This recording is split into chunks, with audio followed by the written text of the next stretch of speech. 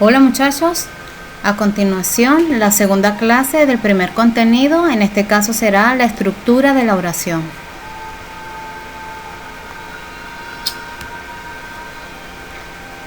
La oración está compuesta por un sujeto y un predicado.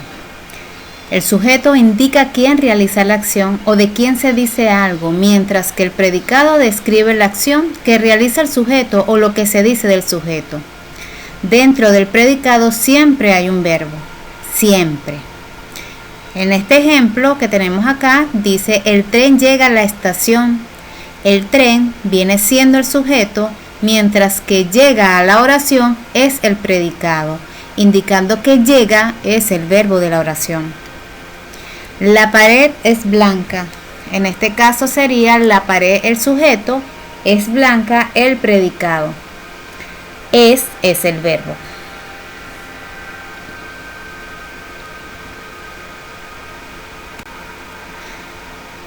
El sujeto está compuesto por dos tipos, sujeto expreso y sujeto tácito.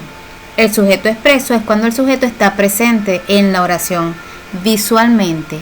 Tenemos un sujeto simple, que es aquel que tiene un solo núcleo, y el sujeto compuesto, que tiene dos o más núcleos. Como por ejemplo, María viajó a España. María es el sujeto en la oración, es un sujeto simple. María y Juan viajaron a España, es un sujeto compuesto, pues que tiene dos núcleos, María y Juan, o dos sustantivos. Sujeto tácito es aquel que se sobreentiende dentro de la oración, no está visible en ella. Es decir, iré a ver el partido. ¿Quién va a ver el partido? Yo. Ese yo que se encuentra entre paréntesis no va escrito, se sobreentiende dentro de la oración. La oración es correctamente iré a ver el partido. Toda esa oración, iré a ver el partido, es un predicado y su sujeto se encuentra sobreentendido, o sea, tácito. Aquí tenemos las partes variables e invariables de la oración y su rol semántico. Tenemos el sustantivo, que es el nombrar una entidad, animal, persona o cosa. Pronombre, que es sustituir el nombre de la entidad. El adjetivo, que caracteriza a los seres o le da cualidades o características. El artículo, sustantivar la palabra siguiente, es decir, a quien le da al sustantivo el género o el número. Verbo, designar la acción o el estado del sujeto.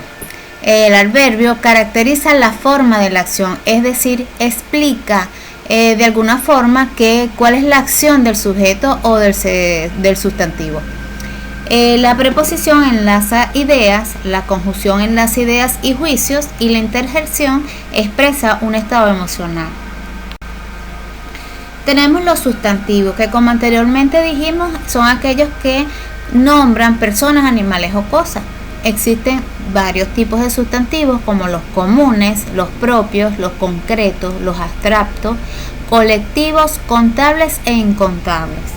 Los comunes porque son nombres comunes para cualquier sustantivo, por ejemplo, mesa es cualquier mesa, silla es cualquier silla, ¿ok?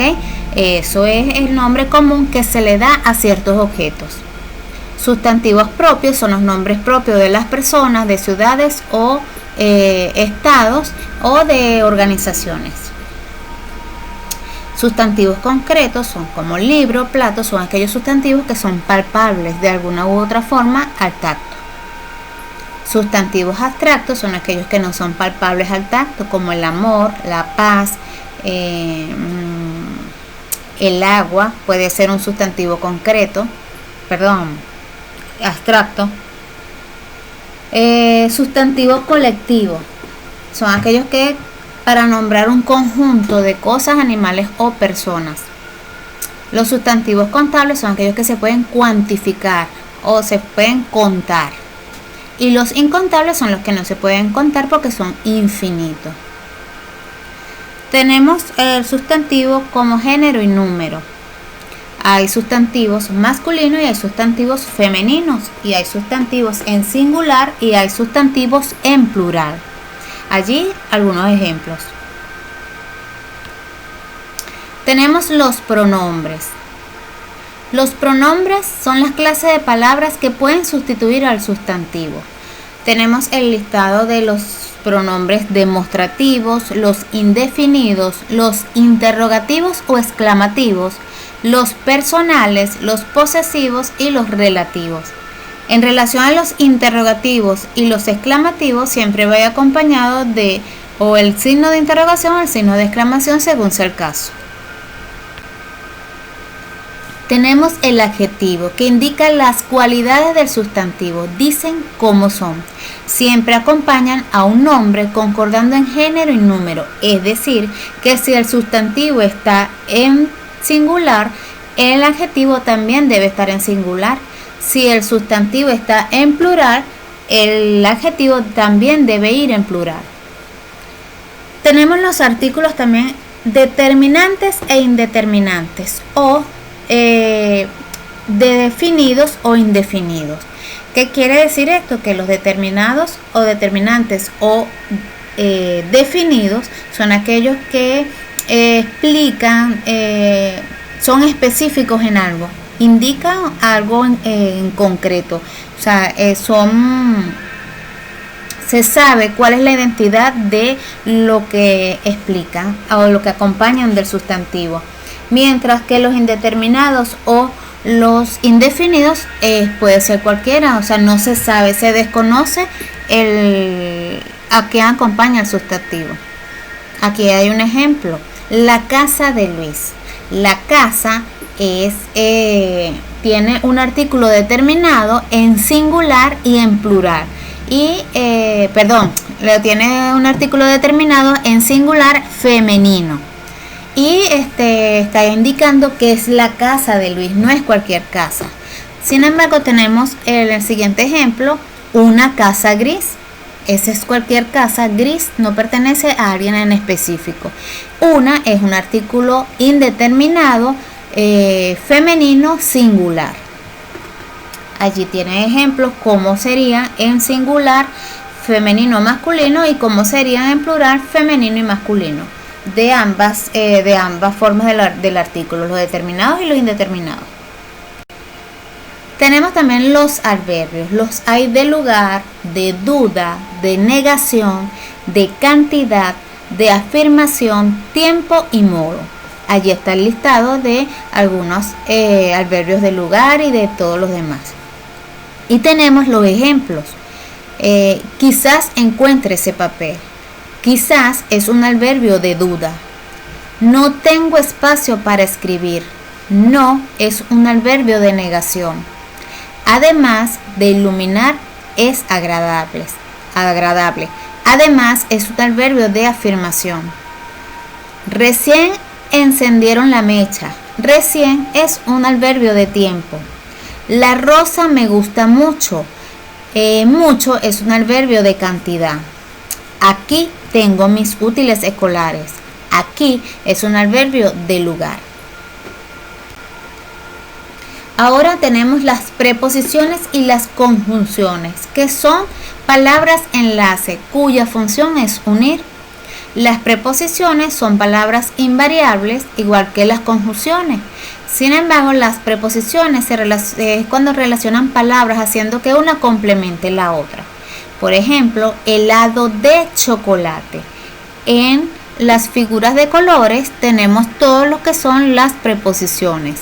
A, ante, bajo, con, contra, de, desde, en, entre, hacia, hasta, para, por, según, sin, sobre, tras. Esas son las preposiciones en el idioma castellano. Ahora bien, allí continuando con los ejemplos de las preposiciones, tenemos helado de chocolate. Si omitiéramos esa preposición, dijera helado chocolate. Entonces, de, que es la preposición, está complementando esas palabras. Arroz con tomate. Pasea entre árboles. Vino desde allí. le da sentido también a la oración. Tenemos las conjunciones, que son también invariables, como lo dije anteriormente, y sirven para unir palabras que desempeñan la misma función en la oración, pero también la utilizan para unir oraciones. Por ejemplo, pan y agua, 20 o 30. Han llamado, pero no le he oído. Y está el listado de las de las conjunciones. Dichas conjunciones hacen que las oraciones también se tengan su tipo de oración, como subordinadas, yuxtapuestas, coordinadas, etc. Pero eso no lo vamos a considerar en este momento. Tenemos por último la interjección, que son palabras que expresan sentimientos o emociones muy vivos, de dolor, de alegría, de tristeza, entre otros. Son reacciones del hablante que se materializan a través de la palabra y van siempre entre signos de exclamación. Allí tenemos algunos ejemplos de interjecciones y tenemos las clases de interjecciones.